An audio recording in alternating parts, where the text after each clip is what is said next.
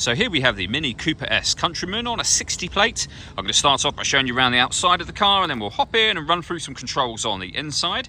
But from the outside you can see it's a 5-door car with black alloy wheels. Let's start off inside the boot and then work our way around the rest of the car from there. As we approach the back of the car, you can see we have the twin tailpipes for the Cooper S. We've got reversing sensors and plenty of boot space as well. Those 3 rear seats will fold down individually. They'll also slide forwards and backwards as well to give you either more boot space or more legroom for rear passengers. Okay, so we're just going to work our way back round to the front of the car, and then we'll hop in and run through some controls on the inside. But now that we've done a full circle of it, you can see it's in excellent condition the whole way round. Just briefly before we climb in, I think it's well worth seeing the interior from this exterior point of view. There's plenty to run through on the dashboard, so let's hop in and we'll do that now. Okay, now that we're inside the car, we're going to start with the dials. We have the rev counter, as you can see, the digital readout for the speedometer beneath that, and then underneath that, the main trip computer section, which includes the total miles for the car. They are 65,630. You can change information displayed above that by pressing a button on the end of the indicator stalk for various bits of trip computer or fuel economy information. If we back out to the steering wheel, firstly on the left hand side we have stereo and phone controls, and over on the right hand side we have cruise control for the car.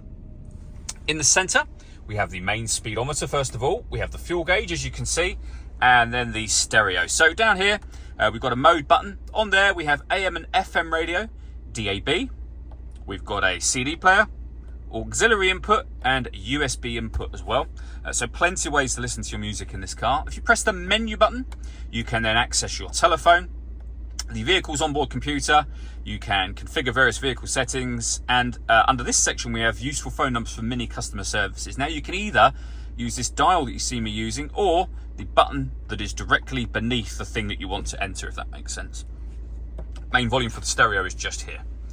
Below that we have the climate control, so you can adjust the fan speed, the direction the air is being distributed in, and the temperature, of course.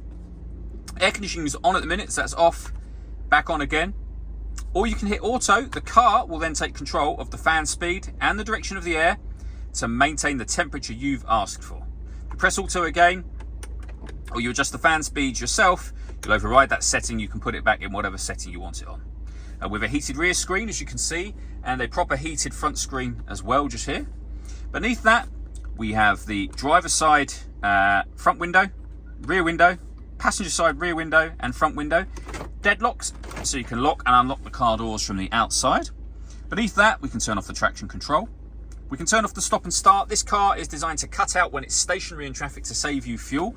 That system is off when that light shows. You can put the car into sport mode. You can lock off the rear windows so they can't be adjusted by passengers in the back of the car.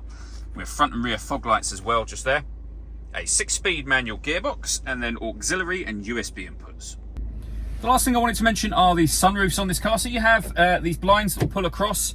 You can open the front one as a proper sliding sunroof. The rear and front both tilt, so you could have them both open as tilted sunroofs, or as I say, a full opening sunroof at the front here.